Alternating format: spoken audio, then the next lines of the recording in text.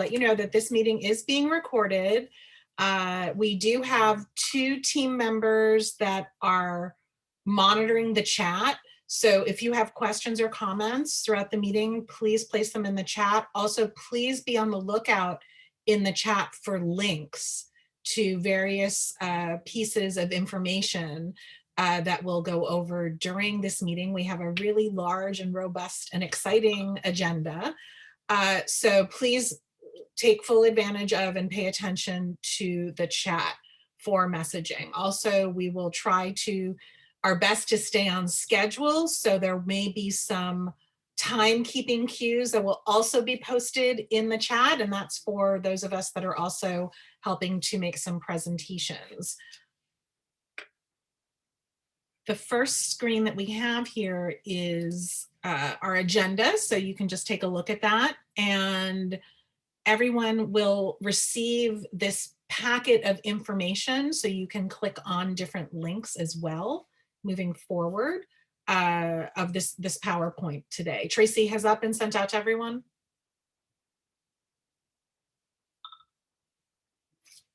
I believe that Ashley and Hannah will be putting it in the chat. Perfect. Okay, so again, just please pay attention to the chat, because all of the attachments and links that we'll be referencing in this PowerPoint will be available for you there. And we'll get started in just a moment.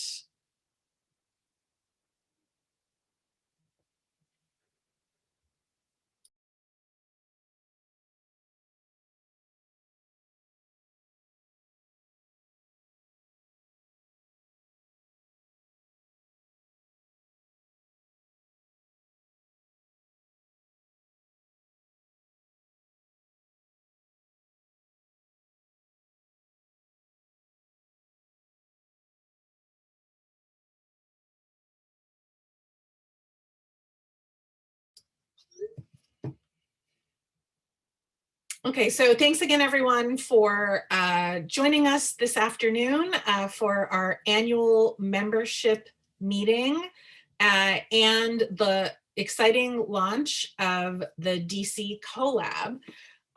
Today, during our annual membership meeting, we will have a governance update with our board president, Barbara Stouffer. We'll be voting on 2 new board members that we'll be welcoming to the collaborative, and we will also be voting on our slate of officers of the board for this fiscal year. We're going to be using an online survey platform to do that work, and you'll see it as we go along. So again, please pay attention to your chat, and also have your phone ready if you'd like to and are familiar with using QR codes, because that's another way that you can easily access material as we go through the meeting itself. In addition, once we welcome officially our new slate of officers and board members, who you'll hear from in just a moment, we will share some new updates, and we'll also thank our outgoing board leadership with a little surprise and moment of gratitude to them. We will have very brief finance and programmatic activity highlights, which is part of a handout that you can see. And then we will go into the evolution of our community collaboration, collective impact work, and our data initiatives. And we will talk about the DC Colab and how you can become a DC Colab orator today. We'll have a website tour, platform registration, data update. We'll be introducing you to Danielle Boyce, who I like to call our Data Diva. She's a data science advisor who is working with us now here at the collaborative. We'll have a very short survey that we'll all take, 1 question, and then we'll have a data presentation and QA opportunity from DCPS, from Mary Lambert, who's the Director of Arts for DC Public Schools and is also on our board. So that is our agenda for today. It's quite a busy agenda. I am just waiting for our board president, Barbara Stouffer, to join us. Has Barbara signed on? Yes, she is. She's here. Fantastic. Okay. So Barbara, I'd like to officially hand the mic to you so we can call the meeting to order. Sounds good. One question for you because of timing, and I apologize, I was on the wrong link. Should we just go straight into the presentation of the slate after I call the meeting to order? Sure, let's do that. Okay, I think we do that. So, hello everyone. Thank you, Lissa, and thanks everybody for joining us today. I'm calling the meeting to order. The meeting is now called to order. And I'm very excited to present to you two new board we are nominating and who you will be voting on today. Laura Byerly is Audit Senior Manager with KPMG. And I know this is in the bio information that was sent out, but I know not everybody always gets a chance to look at those. She started in September, so just barely 2 months ago, and has already hit the ground running, working with Lissa and the board on the collaborative's financials, not just kind of managing the numbers, but also in how to really present the information and organize the information so it tells good stories about the work that the collaborative is doing. So you will see one of those visuals later in the presentation. So that's Laura. And I'm also delighted to present Catherine Kane. She is Vice President for Public Programming at National Geographic and has a long history of doing great work with the DC Collaborative as a member organization. And most recently, she worked with the collaborative to create a new local explorers series. So we're delighted to present both Laura and Catherine for your vote. Lissa, does that mean that we just go into voting? Yes. So what we can do is we're setting up our, with Mentimeter, our board vote. So for those of you that have the, there's a link alert. So please, I love that link alert. Link alert in the chat. Everyone take a look. There's a voting link through menti.com. If everyone could please submit their votes at this time. There was also a QR code that would take you right into the Mentimeter as well. So we'll just take another, just take a minute here for everyone to vote, and we will see the results in real time.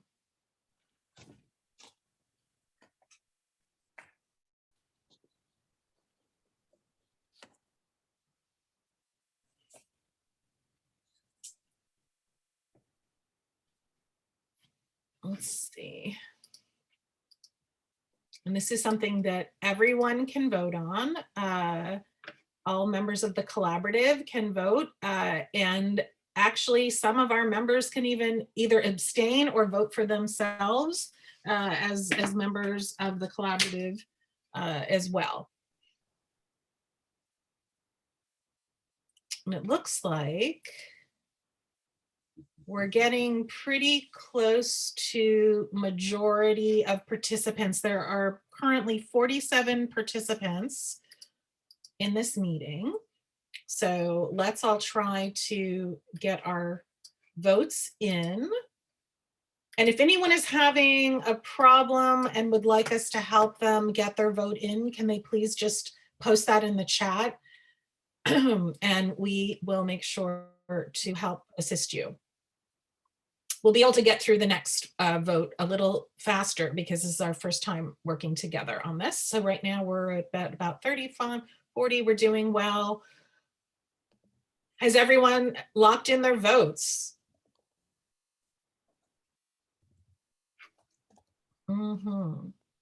Okay, without seeing any comments in the chat or anyone sharing on their screen, it looks like we have 29 yays, 5 abstentions. So would like to thank everyone for voting and officially welcome Laura and Catherine to the board of directors. Welcome, Laura and Catherine. That's great. I look forward to working with you. And now we have our slate of officers.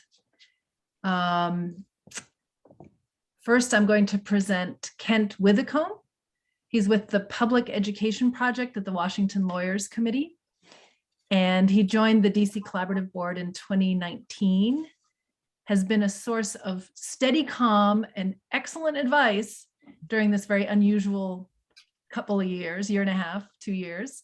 And he will be serving as secretary of the board, or we are nominating him as secretary of the board. And then Anita Doot, she's the also has kind of audit and accounting experience. She's a professional in that field, joined the collaborative board in 2020.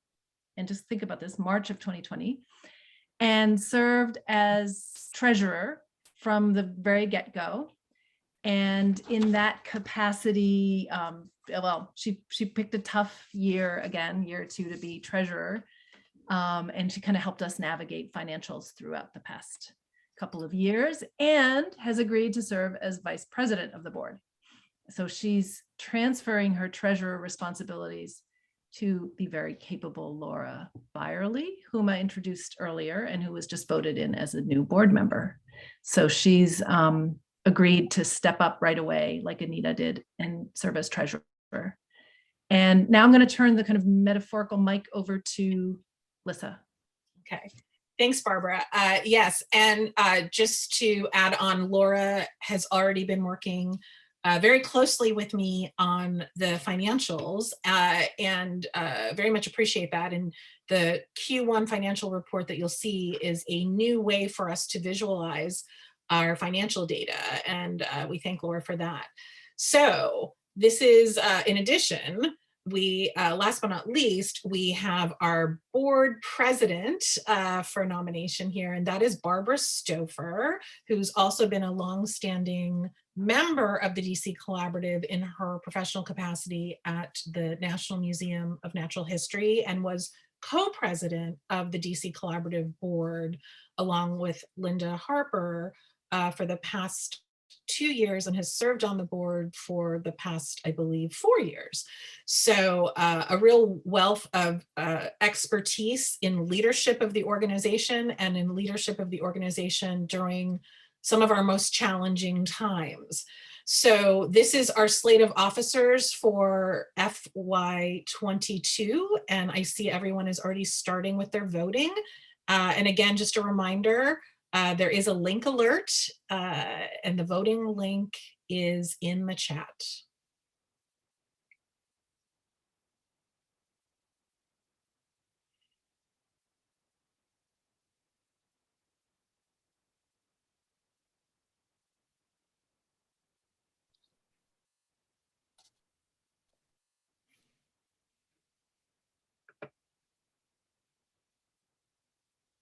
Okay, we'll just wait another minute to get a few more votes in, just looking at the size of the group. And again, if anyone is having any challenges getting their vote in, please post a message in the chat and we can help you, or feel free to turn your mic off and just let us know.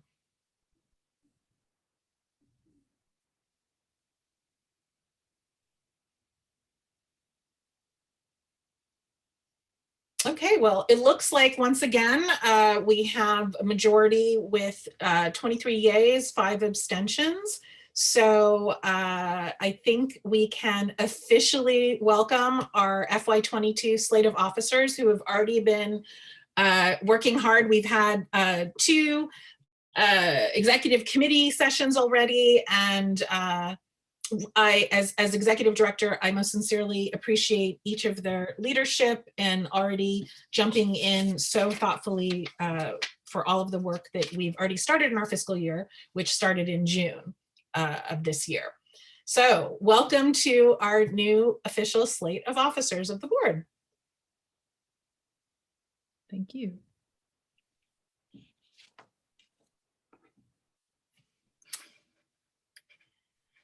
The slide that you all see right now is really just an absolutely beautiful slide of some beautiful artwork, but even more beautiful people. and that is Linda Harper, Greg Magruder, and Terry Thomas. These are 3 board members that, due to term limits and other matters, have stepped off of the board formally this year, and know that they will continue to work very closely with us on other initiatives, new initiatives. But we wanted to take this moment to thank Linda Harper, Greg Magruder, and Terry Thomas for their leadership of the collaborative. Linda as board president, then co-president, Greg Magruder as vice president of the board, both Linda and Greg having served 9+ years in leadership of the organization, helping us navigate through some of our most challenging and most exciting times in the history of the collaborative. And Terry, who has been part of the collaborative since our inception as a DCPS educator and lending that voice, which has been so invaluable to us. These are images of 3 beautiful objects that were commissioned by our artist and friend, Karen O'Brown. Some of you may be familiar with Karen's series of chairs, and this is a tradition for the collaborative to present a gift of a chair to outgoing board members to thank them for their service and to remind them that they always have a seat at the DC Collaborative. Karen, I think I saw you, if you want to just share out. I think some of you that know these board members very well can tell which chairs belong to whom, but the chair with the fish and the aquatic scene is Linda Harper. The chair seated on top of the world is Greg Magruder, and the chair that is featured in a beautiful poetic garden is for Terry Thomas. And it's just a small token of our gratitude, so beautifully represented by these works from Karen. Karen, did I give a good description? Yes, and I've just got the notes here to read for us. Please go ahead. Each chair is made from an old steel drum. I designed the chairs and had them hand cut in Haiti when I worked there some years back. All bases are vintage wooden moldings from an architectural salvage. Each chair is unattached, so the recipient can choose the placement on or near its sculptural base. And do we have the details? Not on this slide, but we can follow up with them. Yeah. Okay. Yeah. For Linda's love of the Caribbean and especially scuba diving is the inspiration for an ocean wave in action, with dots of ground mica emulating bubbles as lively and colorful fish jump from the water. And the fish are on wires, so they move. For Greg, as a leader at National Geographic, Greg is a passionate traveler, and his positive influence has been felt globally. Morocco is a favorite destination and is reflected on top of the globe as it joins many other parts of the world. Greg is also an accomplished singer and vital member of vocal groups, hence the musical notes to embellish the bass, which is down at the bottom here. A compass rose is added to remind us of true north. For Terry, a bountiful garden shows how much she loved and nurtured her students as an art teacher and mentor. Flowers and leaves are hand-painted papers. The stems are small recycled paintbrushes. The side view of the chair forms an S for Seton, the school where she taught, and with a slight turn, a heart shape appears. Each recipient has multiple talents and accomplishments, and our gifts reflect but just a few of these incredible layers. Thank you. Thank you, Karen. Beautiful, beautifully done. Thank you very much. These are lovely. I can hardly wait to have this on my desk. It's coming to you.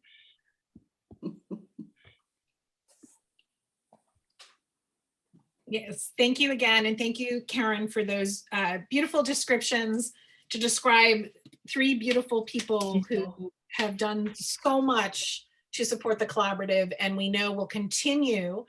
It's never a goodbye when you leave the collaborative. The door always remains open, or new doors open. And we'll have a new ambassador program that actually Linda and Greg, you'll see them as we're gearing up for our 25th anniversary.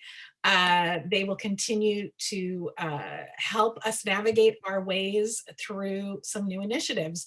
But thank you so very much, Linda, Greg, and Terry, for your service. And we look forward to continuing to see you at meetings. Thank you, And I'd Colab. like to, and thank you from me as well. Sorry, I was muted earlier when I started talking. But I really, I mean, I actually, you mentioned the ambassadors program, Lissa, and I mean, the three of you have been such incredible ambassadors for the collaborative for years. And I did wonder, you know, Greg and Linda are going to basically be, they're not leaving us, fortunately, I guess. That's the good news. And they are going to be kind of leading and launching this ambassador program, which is a new way of engaging with the collaborative that's not as intensive as being a board member, but is an opportunity to kind of introduce friends and be involved and be more engaged in the work of the collaborative. So that is coming ahead. I did want to say, Linda or Greg, do one of you want to talk about it a little bit more, or do we leave that for another, you want to leave that for another meeting? Well, I think, Linda, I hope you agree, it's always great to do a teaser when you're given the floor. So, but the goal with this program, this ambassador program, is to enlarge our family of people who are telling the message, the wonderful message of the DC Collaborative around the community. And increasingly now, since we are doing so many programs virtually, we know that we have people from around the country who are interested in what we're doing. And so those folks can also tell our story, but you know, one thing that's always important is to help us get financial support as well to help us fulfill the vision that we have ahead of us. Thanks, Greg. Yeah, well said. Thank you. I will say that the third member of this group to start with is also Dorothy McSweeney, who has agreed to be, who has been involved in this organization for many years and was in the starting group. So Dorothy and Greg and I will be the three musketeers to start it, but we look forward to many more musketeers to join us. And if I might, Lissa and Barbara, one more thing I want to add, you know, just as some words as I'm stepping off the board. I've been with the board for a long time, and I just want to say that this organization under Lissa's leadership is completely different than it was before. We are in a healthy situation, and the staff as well is one of the most robust staff. And you know, it's a small staff, but they make stuff happen in such a wonderful way. So I am continually impressed by that. And I think you've done a great job the way that you pivoted in the wake of the coronavirus epidemic. But you know, we're coming up on 2 years now. But all of you, because of your efforts and your love of the organization, did such a great job of turning what could be an awful situation into something that was very positive. So Lissa, congratulations to you and to the staff. As you know, I'm gone, but I'm still going to be watching you all. Okay. You're here. You're here. Please do, and thank you so very much. And thanks on behalf of our whole team. I continue to be so impressed and appreciative of every single member that contributes to the collaborative effect of this organization in difficult times, and certainly in looking and visioning to the future, which is what the latter part of today's meeting is going to be about. So thank you, Greg, for sharing that. And kind of one last note, the ambassadors program will be launched next year, which is the collaborative's 25th anniversary year. And, you know, we think that that'll be an exciting piece to add, or a way of celebrating that year. We've also started kind of access, justice, equity, diversity, and inclusion work with Young Playwrights Theater. And we're currently undergoing their Arrow assessment to look at kind of how we embody and live justice and anti-oppression in the organization. And you should have actually all have received, everybody on the call here should have received an email with a request for your feedback. And there is a survey link in the email and also on the screen here, if you want to copy that down. And we really, really, really encourage you to fill out the survey. We want your opinion, your experience, your recommendations, your thoughts on the collaborative matter to us a lot. And the survey is important because kind of based on the feedback we receive, Young Playwrights Theater will work with us, the organization, on training, on board development, on hiring, on really looking at the organization and seeing how we can make it the kind of best and strongest organization and in the best position to serve the DC community for the next 25 years. So we're doing this at a really important time for the organization, and we really want your input, more than welcome it. We want it desperately. And now I'm going to turn it over to Lissa because we've got some more business updates, right? Yes, and I'll just very briefly go through that. So and thank you, Wendy, for placing that in the chat.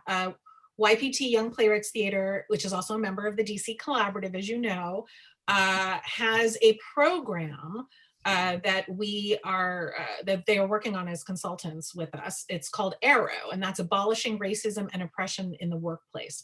And they were selected to lead this work for us. And it's truly a customized approach.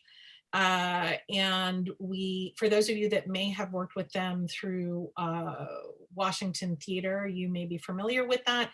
And the survey is so important. Can't emphasize that enough. Please take the time. It takes about 10-15 minutes max to complete this survey. It will help us. You can submit your name or not. It can be completely anonymous. The YPT does not provide DC Collaborative with any names. They will just aggregate the information and share it with staff and board as they customize our anti-racism, microaggression, and what we call AJEDI, access, justice, equity, diversity, and inclusion training work over the next 2 months. So thank you again in advance for completing that survey, and the deadline is this Friday. Please take a look at some reports that we've pulled together from our awesome, incredible team. You can review the reports by clicking on the PDF that show where we are with our programmatic activities through our Arts and Humanities for Every Student program. Also not featured in this PowerPoint presentation here, but in the full report is this really informative first quarter financial snapshot. Thanks to our incoming treasurer, Laura Byerly, we put together something that we believe is telling a good story about where we are financially as well. And I will just take a very brief moment to emphasize that work. Please look at it later, and both Laura and myself are happy to chat with anyone about our financial work moving forward. But the DC Collaborative is in good, healthy financial position. We were very fortunate that we made immediate pivots to help support and serve our community. And we were able to do this while we suffered from earned income loss. We had a very stabilized contributed income come in. We took advantage, like many of your organizations, of all of the emergency and relief grants that we could obtain. And we knew how important it was to keep and maintain our staff level at its current level pre-COVID. And in fact, we've actually increased some staff support based on a lot of the pivots and changes that we needed to make. So we're in a very healthy financial position. And the one thing that you'll see on there our earned income is low, and that is notable because that is the result of how our entire sector has been impacted. And we know that some of those numbers will change as we continue to optimistically look at and continue to re-envision our work. But we simply can't do this work without you all as well. It's truly a collaborative effect. So know that earned income comes from you all. It's your membership dues. It's admin fees for our services if you work with us on our programmatic activity. And we are looking at restructuring some of the scale, knowing that all of us are coming to the work with different financial needs. But the collaborative is here, and we've been here for the last year and a half to ensure equitable access to arts and humanities learning. And you can see that in the reports that we have shared with you all.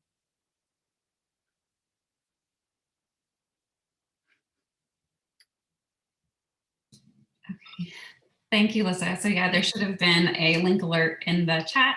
And I yeah, I just wanted to thank Lisa and Barbara for their update. I'm excited for the new board members and officers, and we'll miss you, Linda, Greg, and Terry. I know you'll stay close though.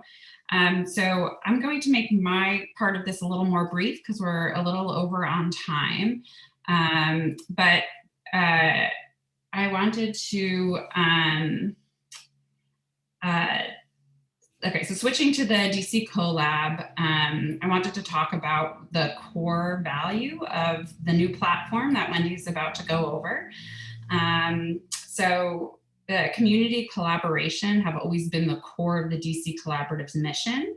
The DC Collaborative was formed 25 years ago out of the community's need, and that was for equitable access to high quality arts and humanities education for students. So to pick some words out of our mission that we'll focus on and come back to throughout the rest of this convening, it's community collaboration, students, and equity and quality. So the reason that why we put community collaboration and data initiatives together is the only way that we can be truly equitable as a community at large is with the data. So we must be data-driven to ensure, that we are equitable. And could everybody still see the presentation? I'm sorry, I just switched on my.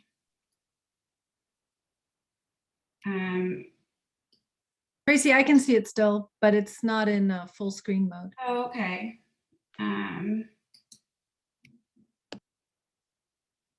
Okay, sure. Oh, sorry, I think okay, sorry, I got kicked off of the screen share, sorry.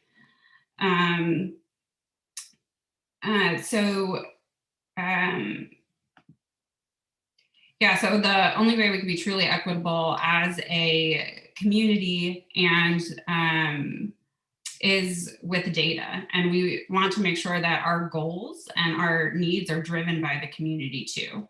So with listening to our members, committee participants, funders, and other partners through focus groups and committee work, we found the need to reframe our work and enhance our communication. And in order to support this work, the DC Collaborative transitioned its staff structure. And with that, I want to introduce Wendy, our community engagement manager. So in the 1920 school year, she began her tenure in this role. We found great leadership and vision with Wendy. Mary Lambert and others have called her a rock star, and I really think she is an arts administration rock star for as much as an arts admin person can be. So she started her tenure with really listening to the community and bolstered how we framed the work. And I'm really proud of her work and the work of our committees during a pandemic to make sure we were, the collaborative was truly listening and Wendy's vision and kind of answer to those needs. So that is the Colab platform. And structure-wise, the Colab informs our education programs and membership services. It's not a separate thing that we do. The DC Colab and the collaborative are one and the same. It's very central to our mission. So I will pass it over to Wendy now.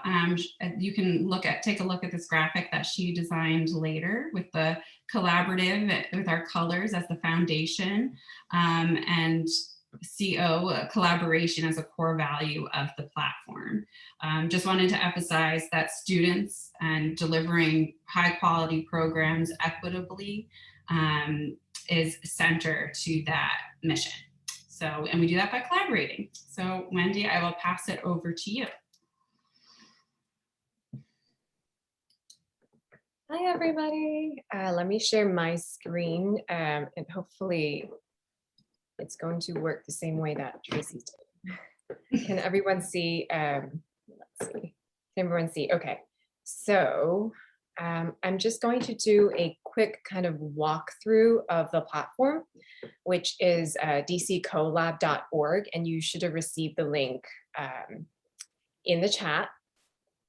And so this platform is born out of our desire to really collaborate deeper with our community. And Tracy has already talked about kind of the history of how we've evolved to this point. And you can definitely read more about our identity with the Colab here. And you can also see that this is sort of, this is where the Colab's relationship with DC Collaborative and our external collaborators. And in the center, it's always to serve our DC public education system. So the students and parents and teachers of the system. And we also have a community glossary that you can take a look at, which has been developed over time by our various committees. So this is definitely a collaborative work. I won't go into details now because of time, but this is something that you can definitely look at. We also have the community collaboration portal, which takes you to, sorry, I can't see my screen right now. This takes you to our participation platform. And this is powered by Citizen Lab. And I believe Chris Connolly from Citizen Lab is here with us.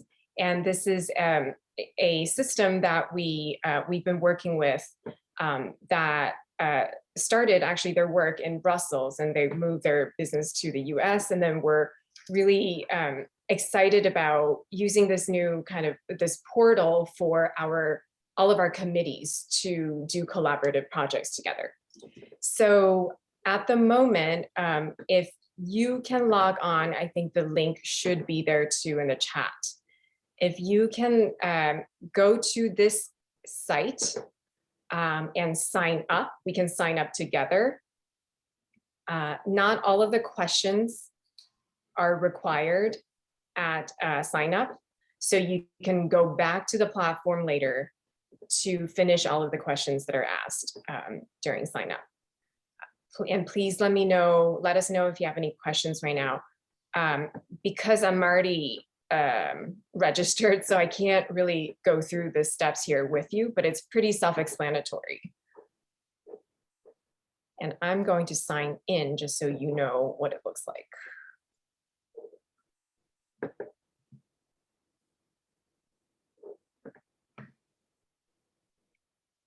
We should have some music or something while everybody's registering. Too bad.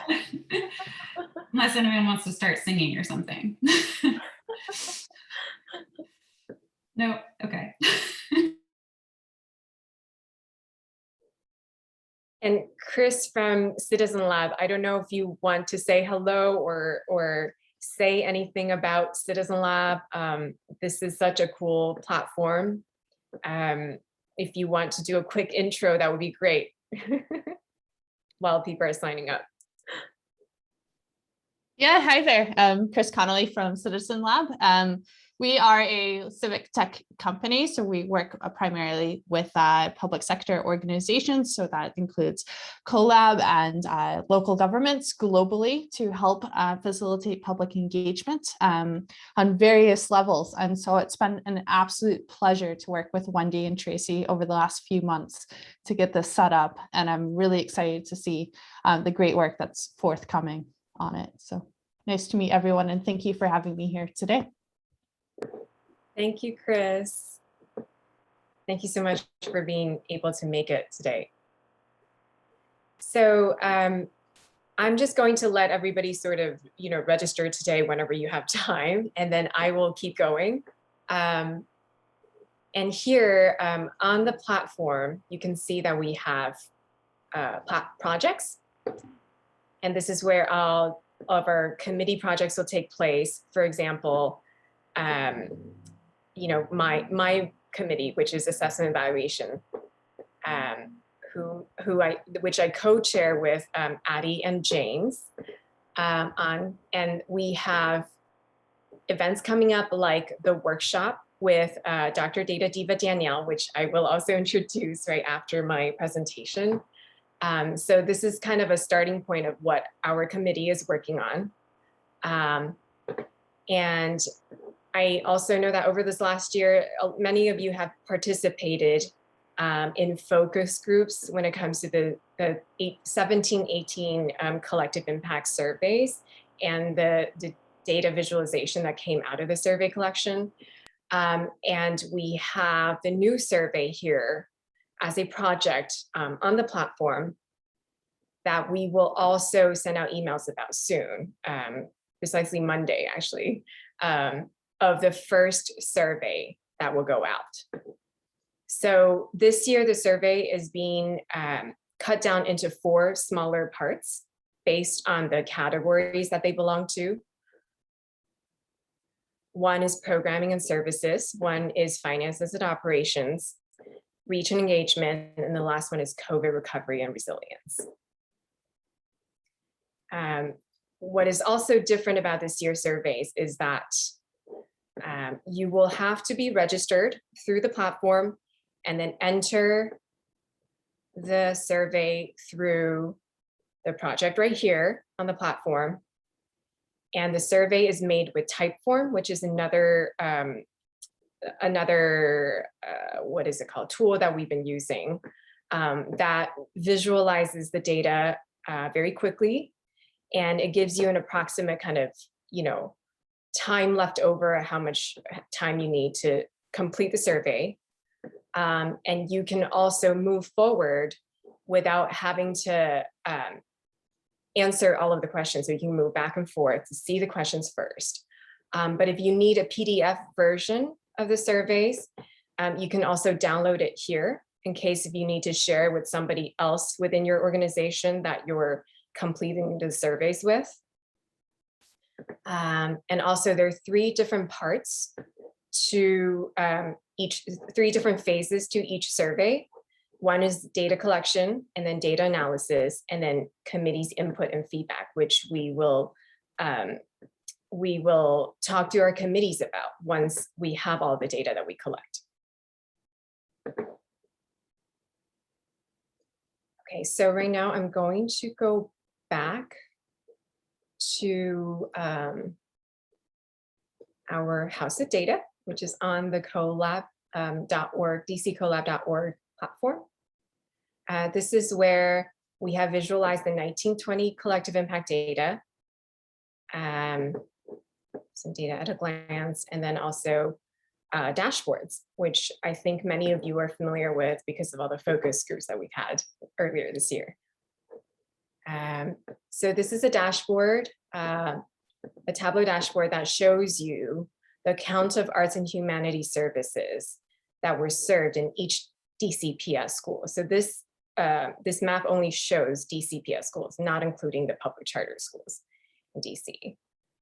And then here I am also going to share with you.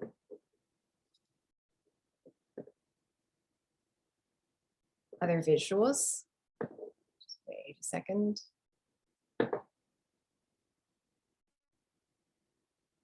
Taking a long time today. Does anyone have any questions so far about the platform?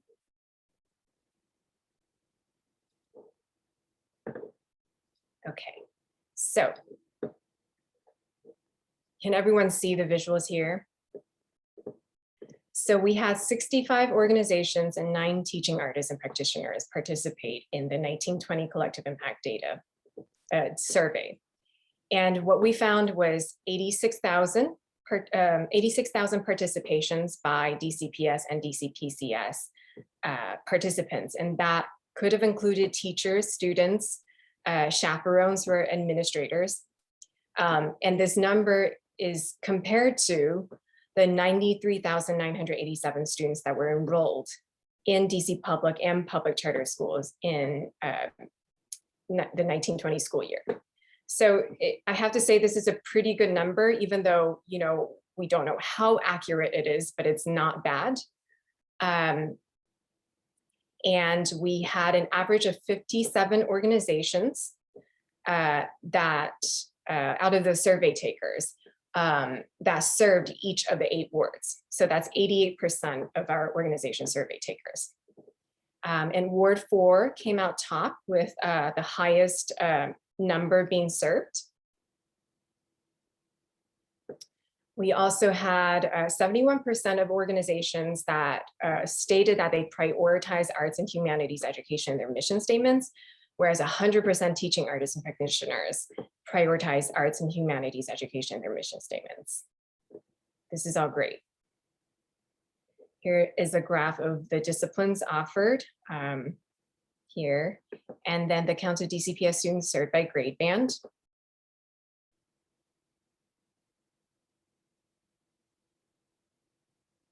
So here we have some data on budgets. So the overall organizational budget in the most recent completed fiscal year, when this survey was taken, there was a range of $3,000 to $174 million. And that was reported by 91% of the organization survey takers. So not everybody answered this question that took the survey. Not everyone was able to. And 71% of those who reported claimed that arts education budgets only represent 0 to 50% of their total organizational budgets.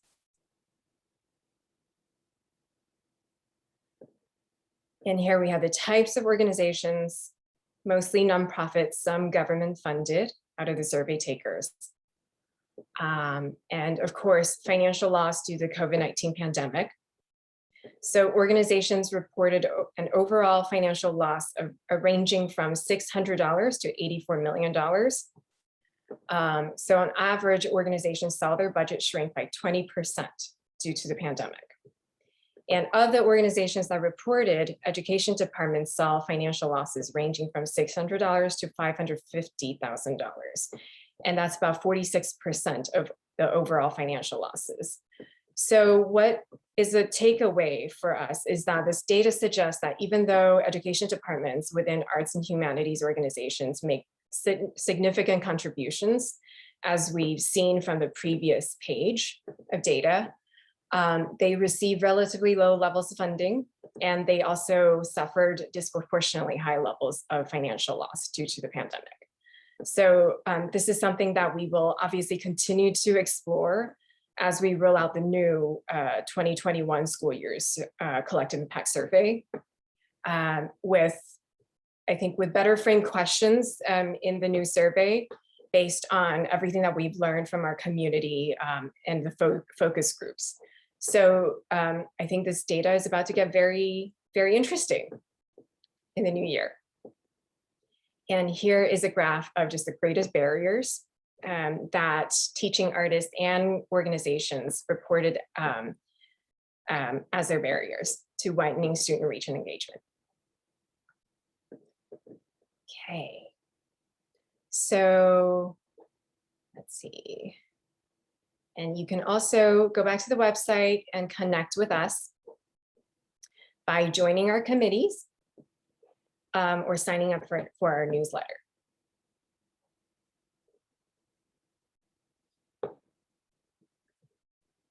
And here we have, let's see if I can, where do I go to enter? I don't know where to enter. Oh, there's not, okay. So this is our new surveys schedule.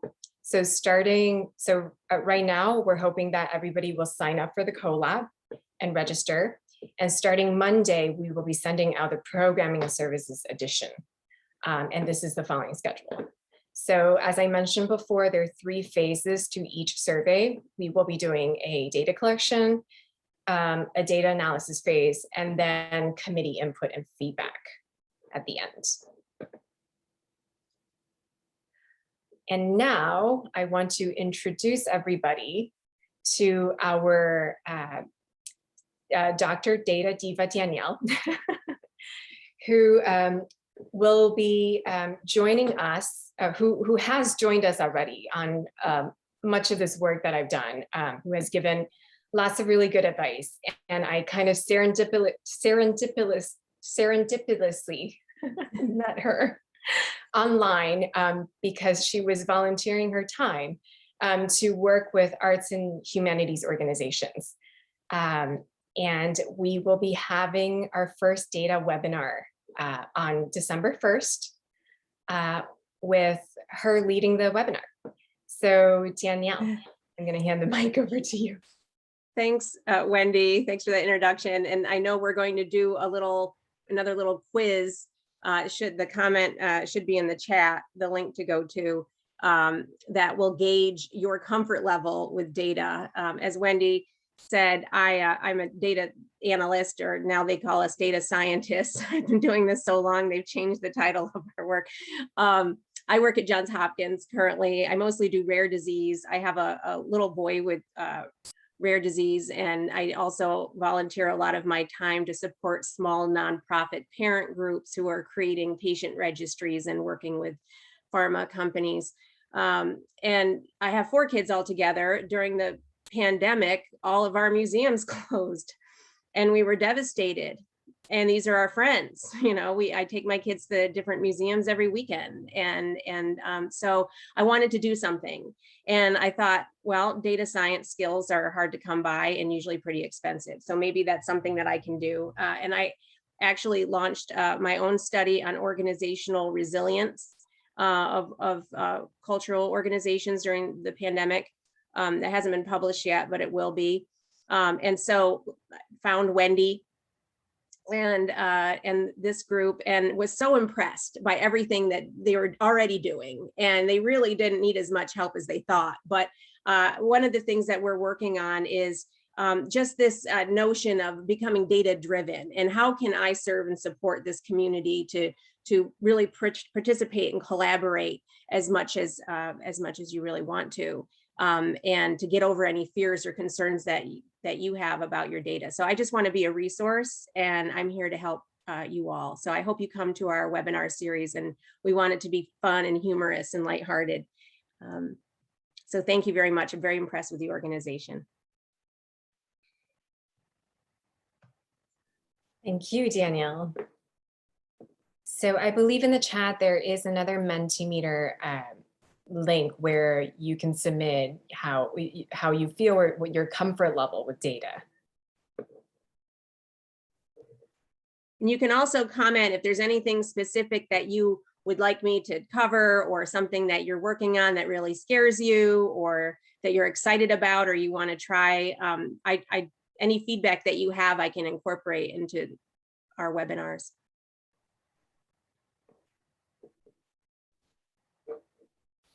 This is great. Of course, this is data, so I'm happy.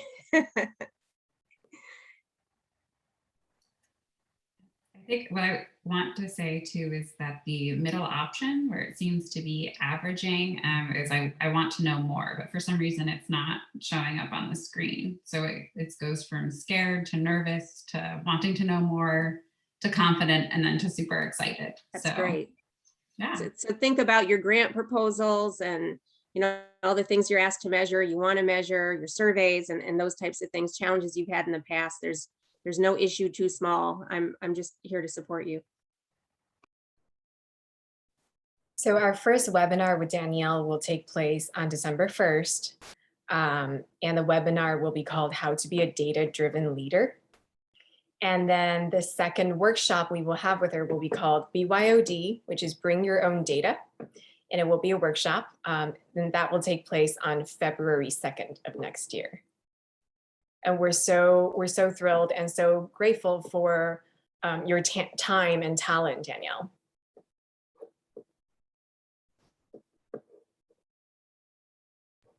It's my pleasure.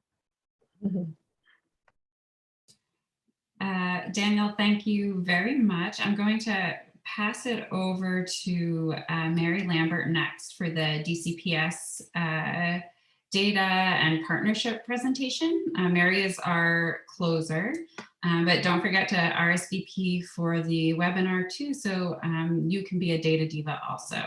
So I'll pass it over to Mary now.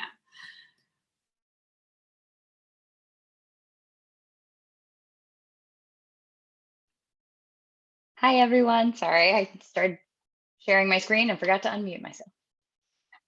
Good evening, good evening. So let's put this in presentation mode. There we go. So welcome to the 21-22 school year. My name is Mary Lambert. For those of you who I have not met, I'm Director of the Arts Programming for DCPS schools. And for that, that includes music, visual arts, theater, and dance. So all art forms for us.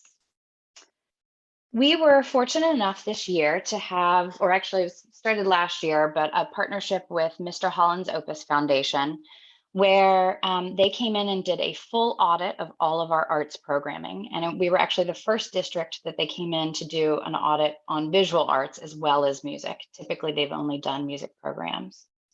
And it is about over 100 pages of lots of great information about what our schools are reporting for their curriculum, for their programming in school and out of school, what their supplies are like, if they have any inventory, a lot of just really wonderful information for us to utilize for when we're making decisions on whether it is starting a new program or where there are gaps in our education programming to make sure that we are keeping up with the needs of our students in arts education. So one area that's probably not a surprise to anyone, because I think this is something that's pretty nationwide an issue, is supplies. And that's one of the reasons that Mr. Holland's Opus does this audit, is to put some data to the supplies need and really be able to take that information to internal and external partners to find funding to help close those gaps on supplies for our teachers. Another big area was that in our music programming for secondary level music programming, 83% of our courses that are being taught in schools right now for music are general music classes. And so that's just that basic music, what are notes, some history on music. It's a lot of that sort of general information on the secondary level. They may or may not even pick up an instrument in that course. So for the incoming, mostly ninth graders for that class, looking at, is that really even inspirational for them to then join an ensemble or to move on in that music pathway? Also, something that was interesting that came from this audit is that we were actually highest in the nation to offer general music at the secondary level. It's most commonly only offered for elementary students, and with the expectation that once you hit middle and high school, that students are joining actual instrumental or vocal ensembles at that point. So that's an area of need for us to analyze the courses that are being offered and then figure out which courses could take place of that. Is it just moving straight to ensembles? Is it finding something else? And a growing movement that we feel is pretty important is a modern music course. And it's a chance for students to really look at what is happening in the music industry right now. And then you can still pare that back to some of the music history. So it's not ignoring anything from the past as far as music education, but it's making it much more engaging for the students as to what is happening currently in their world within that. We already have a group of teachers that are a cohort telling us what they would like to see in this to have happen and where are the biggest barriers. So things like scheduling and supplies are two of the biggest barriers in that. Centralized inventory is another issue. Most of our supplies have come in sort of in bits and pieces from a lot of different places. And so we don't have a centralized inventory program. We have some systems set up that will make it not as hard as it would be for some districts to implement. But it is our goal to get to a point where all teachers have full access to the supplies they need. And especially on the music side, to have all of those instruments on an inventory so we can keep track of those needs better. There's also a need for digital art and music. As I'm sure many of you have seen from Americans in the Arts, their research shows that Washington, D.C., 8.8% of the local economy is coming from the arts, and that's a pretty big number. And so then looking at, are we really setting our students up to be successful to work within the industry in their own community? So part of that is looking at the digital art and music process, and do they have the knowledge they need to be competitive to either go directly into that work pathway or to go to college even and be ready. We're seeing an increase within even college portfolios that they're much more of a web presence or utilizing digital arts to be more visually engaging. Same on the music side, creating dynamic portfolios. And then a long-term goal too is within looking at the arts career internship pathway. We have such a great collection of design firms in the area, especially that could be real game changers for our students if they can get an internship and see what that business is like and what it means to create a portfolio for an arts business profession. And getting that mentorship starting at a high school level could really be a huge game changer for our students. So we're looking at some grant proposals right now and some internal funding as well to help support that. Something that is an immediate change we could look at. We went through the educational programming with the DC Collaborative and all of the field trips that are offered. And just for the visual arts, I paired up which of the authentic experiences immediately pair up with our cornerstones, which the cornerstones are, there are 2 per grade band. So you'll notice for visual arts K through 2, there's the color coding unit and then the Enchanted City unit.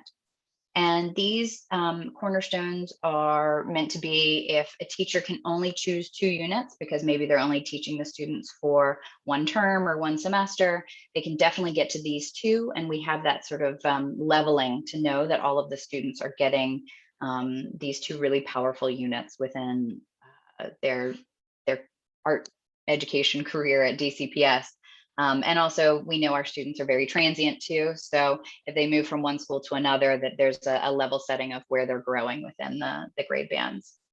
So if you look from the left side, our cornerstones listing in grade band, then to the right side, there are 2 options. There's not a leveling between the 2 options. I just wanted to put that where there was more than one to have that. So there's definitely room for adding more. And then being able to tell the teachers, our audience who are choosing these, or our schools, that it does directly link to our cornerstones, I think would make it very powerful, not only for you as partners, but then also for the schools to be able to sort of validate the reason why they want to make these connections as well.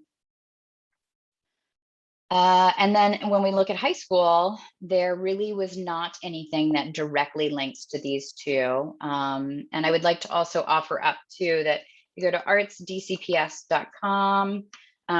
You will find all of our units under the Teach tab, and all of the cornerstones are designated by a special little circle icon that says cornerstones. So you'll know which ones are the cornerstones. And forward. Something that we did over the last year is we worked with a group of teachers to come up with our close study and close listening lists for our teachers to ensure that they have current and engaging artwork that is representative of the diversity of our students. And so we had the teachers find artists and musicians that are creating work that not only is thematically linked to all of our units, but is either about, so the art subject or the artist itself is from a variety of identities and expressions. So this is just an example of what the slides look like for our teachers. We have a pretty healthy grouping, but one thing that I noticed that we are missing is being able to say, this work is at, insert museum or gallery here, and then link to a field trip for that. So that is something that if you have the capacity to add this into your work and would be interested in providing this for our teachers, we would definitely welcome having any slides from your collections that you think really link beautifully to our units. We have our 6 themes under the arts framework. Again, you can find that on artsdcps.com. And I'm more than happy as well to schedule a time for us to discuss and walk through it, so you have a more comfortable knowledge to make it easier too. But I think that this would be a really nice connection for teachers to be able to have this close study and then be able to link it to a field trip at a different time as well. And then the big question is, how do we partner with you? So I realize that this is a graphic that might be difficult to read right now on the fly. It is available on artsdcps.com as well under how to collaborate with us. And so if you look at this, it's just a variety of ways in which if you have something to donate to us, if you have a field trip you want to do, an opportunity for teachers, school programmings, or student events, then who would you go to get these answers? And of course, you can always email me. You can also always email the partnership group as well at DCPS. And we're happy to help you navigate this. But this is just a way for you to kind of know if you donate or if you email us about something, what we will then do with that information or connect you. I put up here the Colab community goals because that is what we're here for, obviously, as a group, and what we strive at in the arts department, especially at DCPS, to communicate and collaborate with all of DC arts education community to ensure that our students are receiving the best of arts education.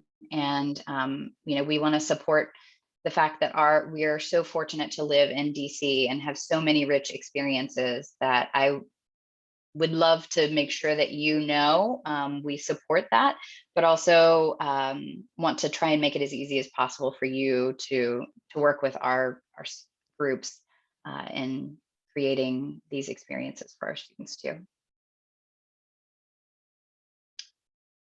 So I'm opening up to questions. I see there's already one. Is there information data on early childhood?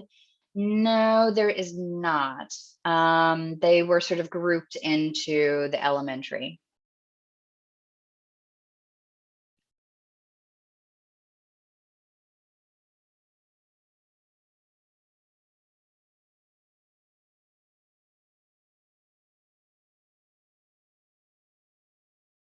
Do you have a list of supply needs for schools? Oh gosh, it's anything and everything almost, but we do. We know the schools that have the bigger need and the schools that are looking for specific things. So if they are wanting to start a clay program or a digital photography program, we've had several applications, especially on the music side, where we know more specifically which kind of programming the teachers are looking to create.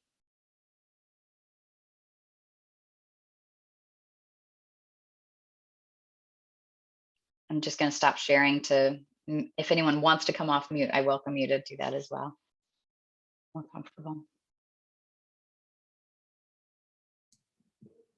Okay. I just wanted to thank you, Mary, for your presentation. wanted to leave a space just in case anyone had more questions, but while we're waiting, I'll pull up the next slide for Lissa and Anita. Hold on 1 second.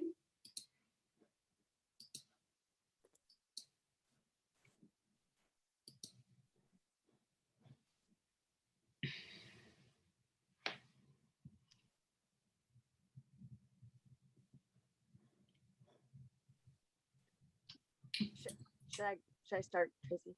Sorry. Yeah, I think everyone asked the question. Wait, there was one more question in the chat. Sorry. One more question, yeah. Thanks, Hannah. So Amber asked if there's anything regarding instrument repairs, and that is definitely addressed in there. Part of that is looking at, is it something that we want to repair or just replace, given the cost sometimes of repairs can be greater than replacing the item. So that is part of the long-term, and we're currently working on funding right now to get some of those large list of repairs. We have Charles West, who does our instrument repair for the district, but his budget is so small that he's very restricted in how much he can do each year too.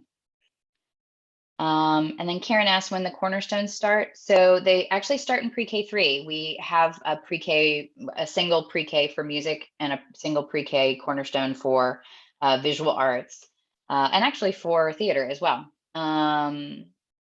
They are not listed there though, Karen. So thank you for catching that, but we do. Thank you. It's our goal to expand that in the next year too. Great goal. That and dance we're working on. Great. So I'm excited to be the new vice president of the collaborative and to adjourn my first membership meeting. So thank you to all of the staff for putting together such a great presentation and for all the members for joining today. And just a couple of reminders on the next couple of slides. So just some next steps, right? So we're excited we launched the Colab, so please register and spread the word. We have the Arrow survey, so if you could fill that out by Friday. And, a couple of other, kind of items just on there. We have the collective impact surveys out there, and then the webinar series by Dr. Data Diva Danielle. So remember to sign up for that. Other than that, I look forward to the next meeting, and meeting adjourned.